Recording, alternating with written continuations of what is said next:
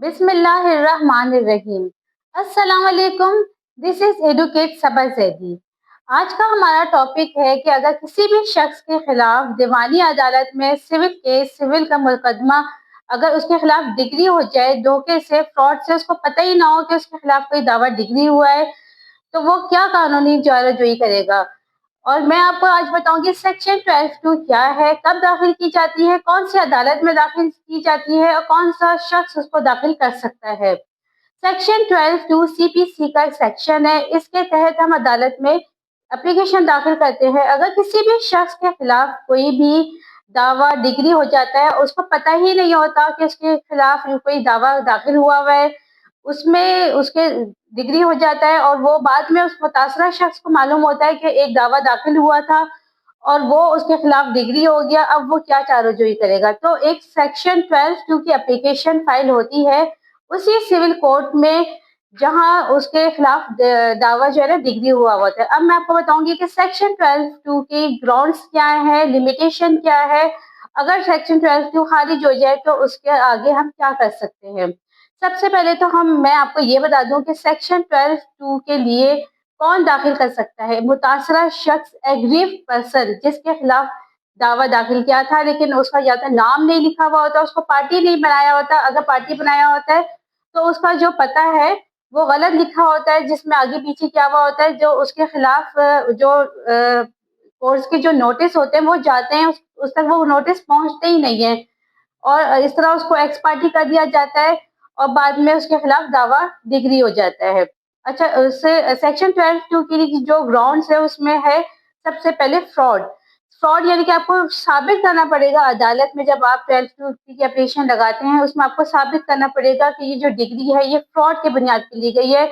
मैं जिस घर में रहता हूँ मेरा वो पता नहीं लिखा गया बल्कि कोई और पता लिख दिया गया, और जो नोटिस अगर उस पते पे जारी भी हुए तो वो नोटिस जाली थे, वो उसकी रसीदें जाली थी। मेरे तक मुझे पता ही नहीं चला, मुझे जब पता चला जब ये मेरा मकान खाली कराने के लिए कोर्ट के बंदे आते हैं तो पता चलता है कि मैं तो इस घर में रहता हूँ, मेरी ऑनरशिप इस घर की है और इन लोगों ने गलत यानी कि फ्रॉड की बुनियाद पे डिग्री हासिल की है।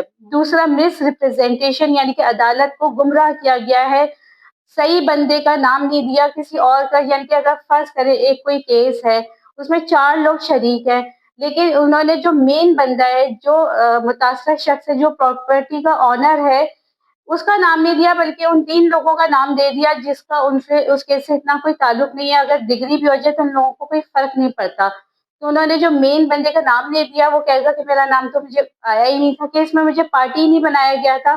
तो कोर्ट को उसको शो करना पड़ेगा उस चीज को कि इसने मिस रिप्रेजेंटेशन किया है, गलत बयानी की है अदालत से। दूसरा, इसमें ये देखा जाता है कि इसमें लिमिटेशन कितनी है। अगर आपके खिलाफ कोई दावा डिग्री हुआ है फ्रॉड के तौर पे, तो कितनी लिमिटेशन में आप एप्लीकेशन दे सकते हैं। 3 साल का आपके पास टाइम है, उस डिग्री के बाद 3 साल तक आप इस एप्लीकेशन को दे सकते हैं अदालत में।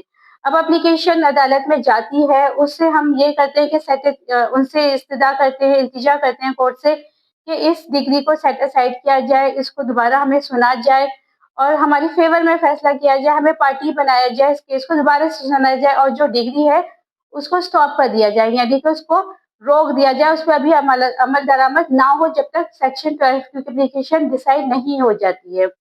दूसरा जो है ना, एक इसमें ये भी है ग्राउंड है कि इख्तियार समात, मतलब कि फर्ज करें कि उस अदालत को उस केस का सुनने का इख्तियार ही नहीं था, उसकी लिमिटेशन ही नहीं थी, यानी कि उसकी वो केस सुन ही नहीं सकता था वो जज। वो केस उन्होंने उजान करके उस अदालत में दाखिल किया जिसके पास इख्तियार समात नहीं था। तो वो भी आपको सेक्शन 12 की एप्लीकेशन में साबित करना पड़ेगा कि जिस अदालत ने फैसला किया उसका तो इख्तियार समात नहीं था।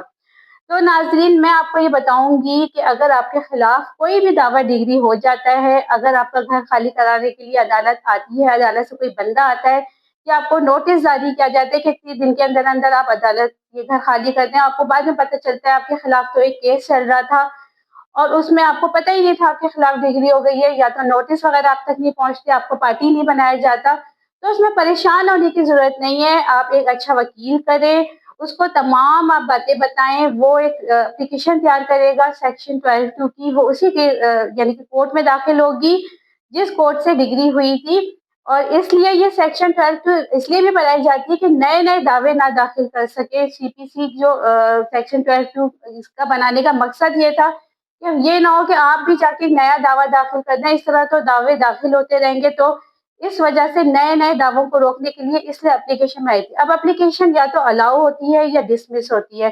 اس کے لیے پھر آپ اپیل میں جائیں گے. جس بھی پارٹی کے خلاف فیصلہ ہوگا سیکشن میں، سیکشن 12 کے اپلیکیشن میں جس بھی پارٹی کے خلاف فیصلہ ہوگا تو اس کے پاس حق ہے کہ وہ جا کے اپیل میں اپنا کیس اپیل کر سکتا ہے، اور ریویژن یا ریویو جو بھی ہے وہ کروا سکتا ہے. اگر آپ کو کوئی بھی سوال کرنا ہے، اگر آپ متاثرہ شخص ہیں یا آپ کو کوئی بھی اس بارے میں معلومات لینی ہے تو کمنٹس میں مجھ سے پوچھ سکتے ہیں. میرے چینل کو سبسکرائب کریں تاکہ آپ کو نئی ویڈیو مل سکے. اپنا بہت خیال رکھیے گا. اللہ حافظ.